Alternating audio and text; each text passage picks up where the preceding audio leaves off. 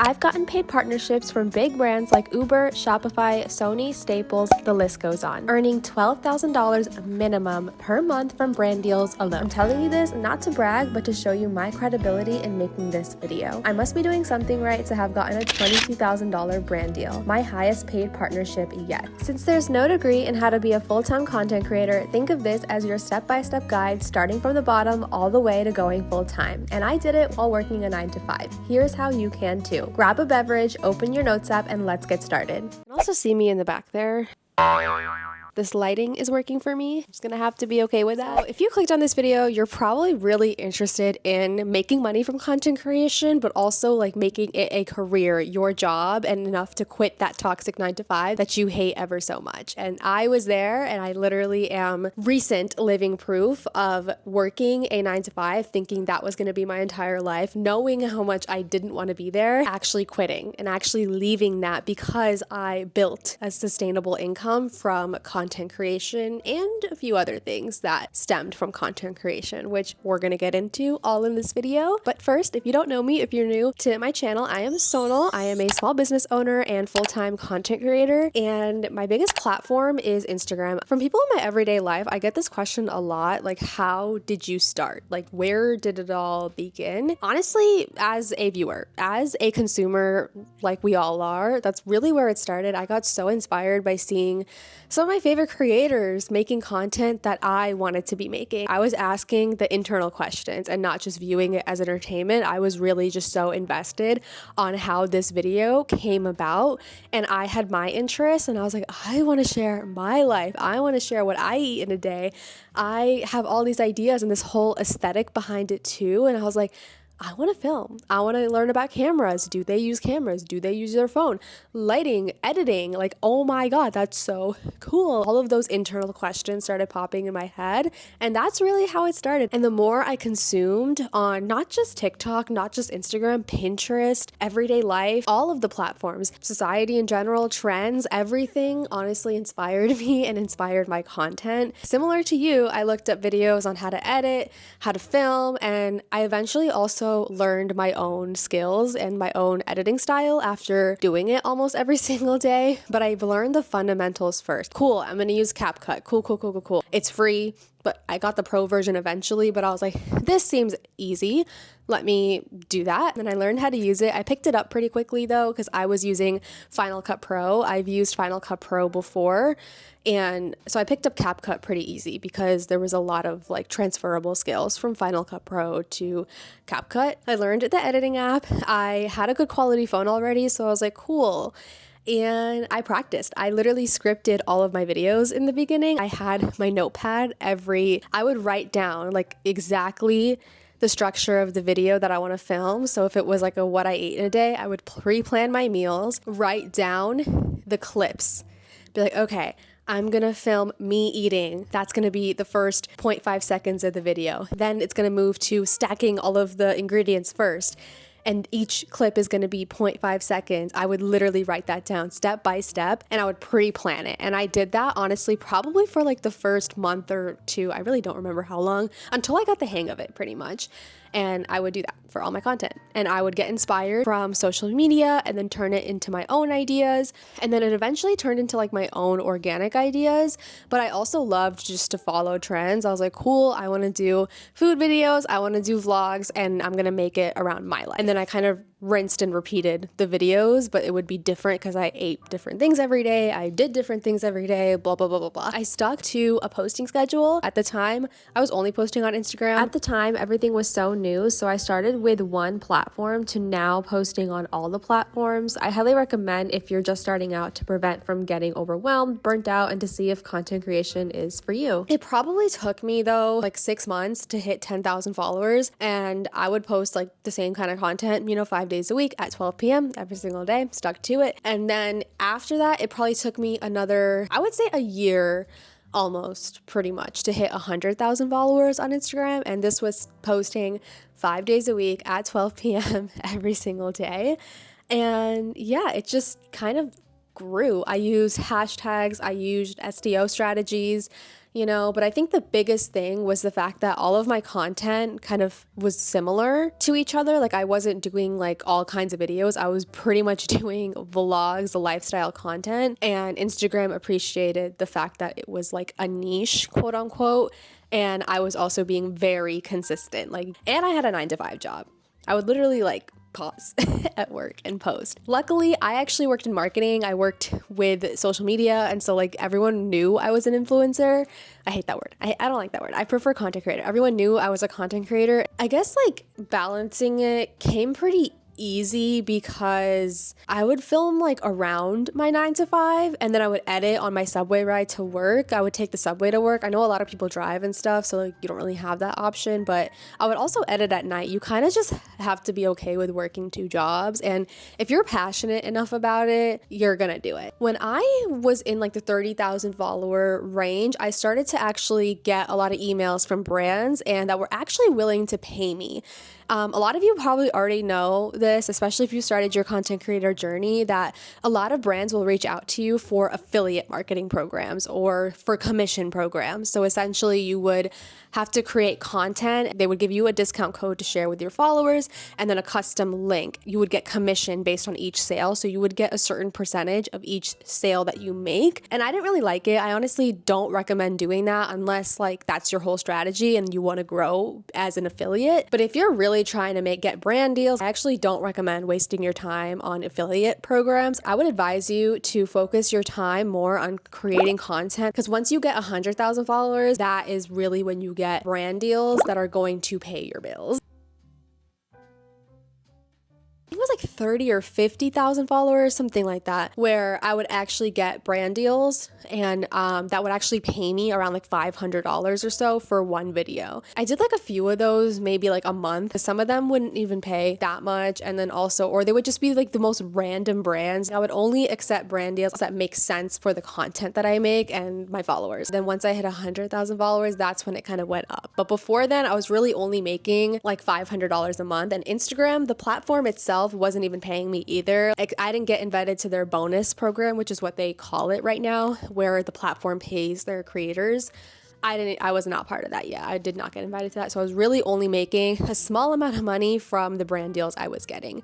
And I would handle negotiations myself. Question that I get asked a lot is the agency that I work with, how I got signed with an agency. How does all of that work, working with an agency? How do you get brand deals, and how do you even get your name out there and that kind of thing? But I already knew about agencies, and that was a thing. If you don't know what I'm talking about, then let's say you go to my Instagram page and then the email that I have is at alistme.com. If you go to a creator's profile in their bio, if their email isn't at Gmail or something, it's at a company, that's usually an agency that they are signed with. And that agency connects them with brands. Every agency has a whole roster of brands, connections, emails that they work with.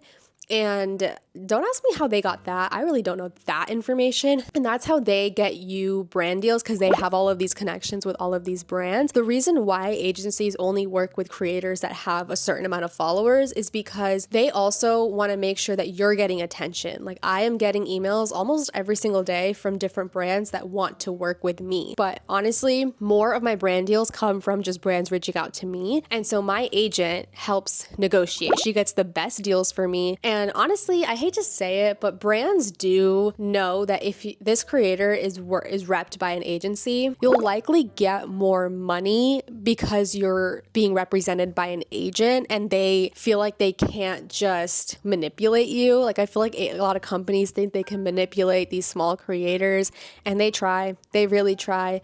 But when you're represented by an agent, then there's less of that because you're actually backed by this professional company that knows what they're doing. Yeah, I get better brand deals, honestly, than I would have if I was doing it myself. They handle all of that for me. They negotiate the deals for me, respond to all those emails. I literally just have to make the content. I have to make revisions too. It's not just one video and then it's done. It's I have to send them a concept, a script of my video, the actual video, Instagram stories if that's part of the deal. And then there's revisions revisions. That's a very common thing. I usually always have to make at least one round of revisions. But as far as like how you actually get signed with an agency, I mean, everyone's different. There are so many creators that have less than 100,000 followers that are signed. Agencies will actually kind of reach out to you. I had like 5 that reached out to me. Literally, I hit 100K, and then within that next month or so, I had 5 different interviews set up with different agencies. I will say though, if you just want to start that process yourself, I would go to all of these creators, go to me, for example, that company that is at the end of my email, A-list me, that is the agency name. Google the agency name and they'll have an application on their website, because it's very, very normal to apply yourself. Don't feel like you have to get reached out to. Oh, my cat came in. Hello, man. You know, go to a bunch of influencers' profiles, find those companies. You can also look it up yourself online, apply to as many as you can. They need you, honestly, more than you need them. So like, they're going to sell themselves. You are like the company essentially, and they are working for you. Think of it that way when you are at the phase of interviewing with agencies. It is normal for agencies to take 20% of your earnings of that brand deal. That is the industry standard. If a company is taking more, they can. It's nowhere written that they can't, but yeah, red flag. For me personally though, I interviewed with about 5 of them. There was one that was taking more than 20%. I was already just like put off by that. I know a lot of people question the fact that they do take a chunk of your earnings, which makes sense because they're doing the work for you, you know, so they deserve to obviously get paid. So it makes sense, but if I think it's worth it or not, 100% yes. Because not only do they do so much work for you, like I don't have to negotiate, I don't have to reach out to brands anymore, all that good stuff. And like, that's a whole bunch of time that freed up for me. Not only do they literally do all of the work for you, except for obviously making the content, that is up to you as a creator, which that's the fun part. My agency gets me more brand deals than ever before because their job is to go through all of my emails. There's not an email that gets missed, and they have all these connections that I do not have. And so that's why I think it's 1,000,000% worth it. And so I wouldn't be getting as many brand deals, and I also really strongly believe I wouldn't be getting the rate that I do as high as it is without an agency. I kind of just went with which team and which company made the most sense for the content that I create. So I make a lot of lifestyle videos. What kind of brands are going to want to work with me? Beauty brands, home brands, tech brands probably. Which company represents those kind of brands the most? Because every agency kind of has their own aesthetic, almost their own vibe. Like for example, there is this agency, Hermana agency. They actually have a more gaming community of influencers. Like that's kind of their thing because that's more of their connections. Not saying they don't have others, they definitely have other connections, but each agency has like a thing. And you can also find this out by, usually agencies have a creators tab, like creators they work with. What niche are these creators in? Do I fit in here? And I don't want to even sound like we're in high school where it's like, you can only go where you fit in. Like I'm literally talking about this in a more strategic standpoint. And the reason why that applies here is because they are going to have the better suited companies for you. Also take that with a grain of salt. Like most agencies have a lot more than, you know, just one niche's connections. You know, there's a lot that they are connected with, but I think that helps when it comes to picking which agency you want to work with. Also vibe. I also paid attention to which agents I connected with more. Like if there was a bad vibe, I paid attention to that. Or if there was a vibe where it's like, oh my God, like this person gets me as a creator. And that's the vibe I felt with A-List Me, the agency that I work with. I've only worked with the one agency before because I love them so much. Their vibe I connected with the most. I felt the most understood by them, and they also work with brands that are aligned perfectly with the content that I create. And so I was already just sold. Engagement is a lot more important than the actual follower number. And I think it's because my engagement for my reels is pretty high, and brands see that. Brands see that like, oh wow, okay, well, she's not getting just 10,000 views on her videos. She is getting like 100,000 views on her videos. That is a lot. We want to work with her, and they pay me more because of that. So the money is going to be different for everybody because it doesn't just depend on your follower count. It also depends on your engagement rate. And then it also depends on your niche, and time of year plays into account, like a lot. A lot goes into that, so I'm not going to get too nitty gritty. It's also a personal decision as well. When did I decide to go full time? Why did I decide to go full time? Also, just like how I was able to go full time. So I was making money from brands for about a year before I went full time influencer. And every single month within that year, I made either equal to or more than my full time job. And I was like looking at this. And I had all of these ideas and plans in mind for myself. Like, I was like, I want to take this a step further. I want to start growing a YouTube channel. That takes up a lot of time. I want to start a business. Starting my own handmade goods business has always been a dream of mine. I kind of gatekept that dream for myself because I was like, well, I don't know how to do that. I can't do that. But then this whole world of making money from content creation opened up my dream again, because I realized, wow, there's all of these people that I can share my products with and share my journey as like a business owner. And if I have my 9-to-5 job and I have content creation, there is no time to even start a YouTube channel. There was no extra time to start a business. I had no time to give to these things. And realizing that I was making essentially more than my 9-to-5 job consistently from these paid brand deals, it was a no-brainer for me. So that's when I put the puzzle pieces together. Like, I was fine working that 9-to-5 marketing job and doing content on the side. It was kind of cool. I was like, cool, I'm basically making double the salary. If I quit, I basically am only making my single salary for the time being, at least. And that was an option too. I played around with that. I was like, I could totally just stick to content creation and not expand that into my own business. I can just stick with making videos and making money from that, go into my 9-to-5. Cool. And that is a great option, honestly, for a lot of people. But for me personally, there was just more to it. I hated my 9-to-5. It wasn't like, oh, I liked it, and then I also like this other cool side hobby. Like, no, 9-to-5 was not for me. And it wasn't the company or anything. I just knew it wasn't what I wanted to do with my life. It didn't make sense to stay in a career and a job that I did not want to be at. I never wanted to be there. And I've had several jobs too. I really gave it a shot for years. I've given it a shot, and it was just like very telling that there's this new path and this new huge mansion of a door that has opened for me. The comfort of knowing I have this college degree, years of experience in the field. If this didn't work out, like if I was like, shit, well, I don't want to do this business anymore, it's not working out for me, something happens with content creation, I have that to fall back to.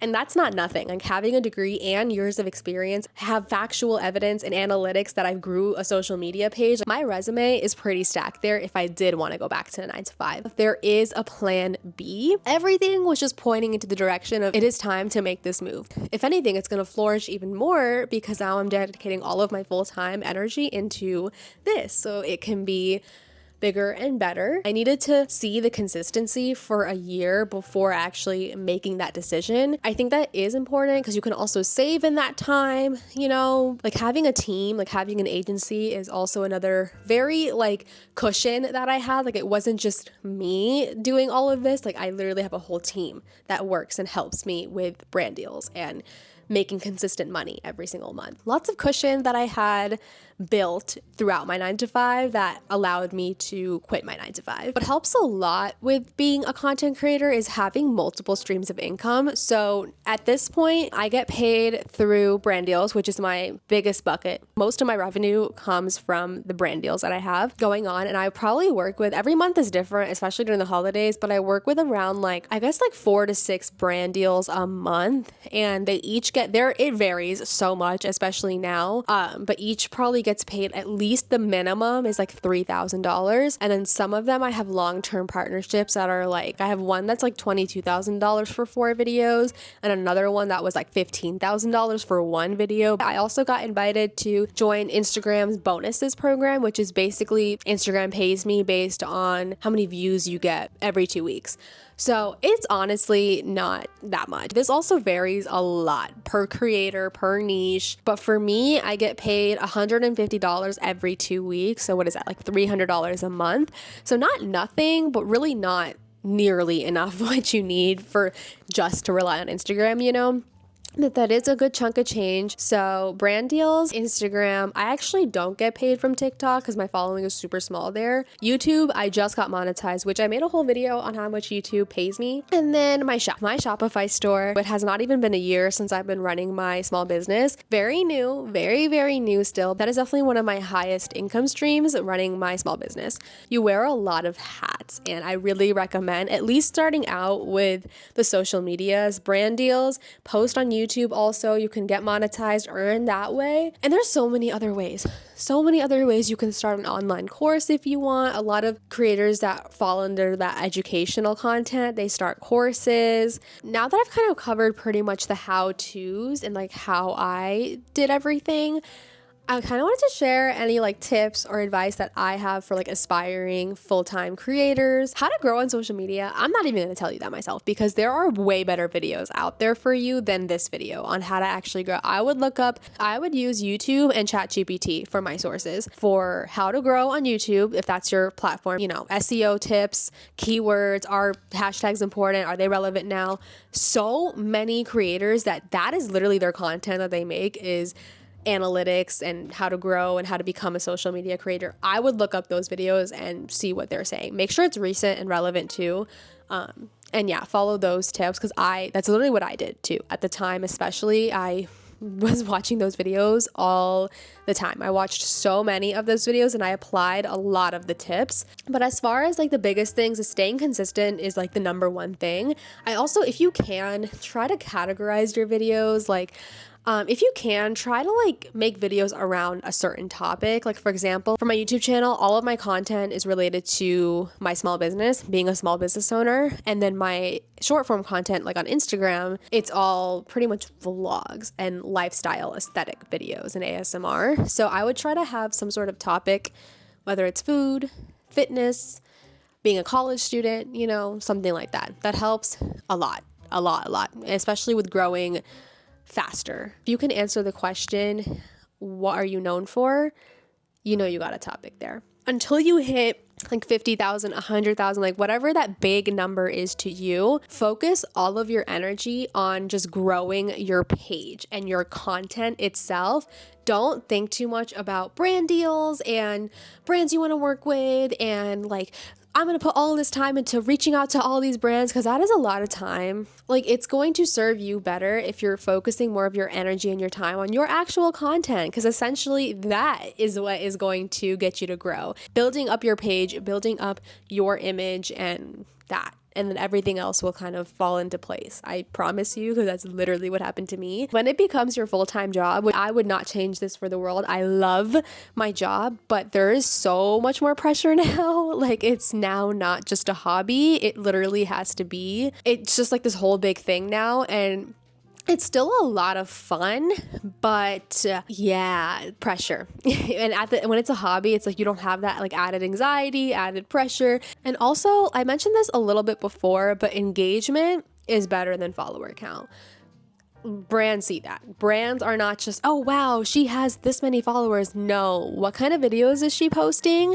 And also who is engaging with it, how many views is it getting, how many comments is it getting, are people genuinely like following her content for her or is it bots, you know? So it's kind of just like all of engagement is so important. I respond to those comments, especially when you're a lot smaller and you don't have as many comments, like respond to all of them, even if it's just emojis. Instagram, don't really know that. Like the algorithm is going to see a comment as a comment, and building those habits early on, it'll actually follow you throughout too. And yeah, it's going to flourish, especially when you're bigger and you gain more followers and you gain more traction. Building those like consistent habits is going to be so good for you. It is okay to pivot your content. I know I mentioned like it does help a lot to have like a niche or like a certain category or topic that you make content around, but if that changes, it is okay. I'm like living proof of that. I started my content around working a corporate job. Like all of my vlogs all of my videos were me going to my 9 to 5,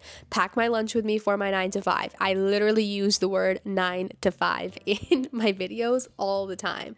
And when I became a small business owner, that whole 9 to 5 vanished. It wasn't there anymore. So then I literally pivoted.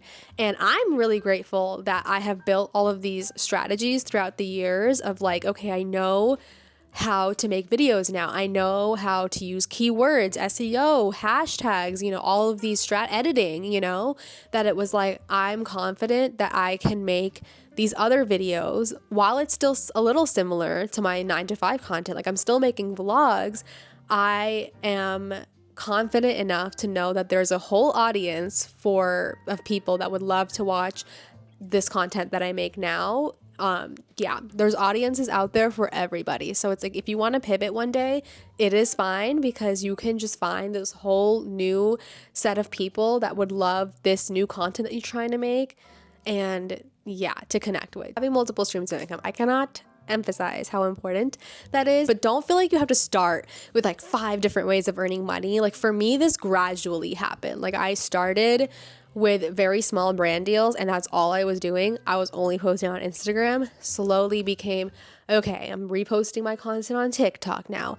Okay, now I'm making long form YouTube videos. It was all like baby steps. It didn't happen all at once. So keep in mind, this is like years in the making. It's all gonna like come together slowly. Take it slowly, put in all of your effort though in each thing that you do. So that's another reason why you should take it slow. But so multiple streams of income, like that is a later thought.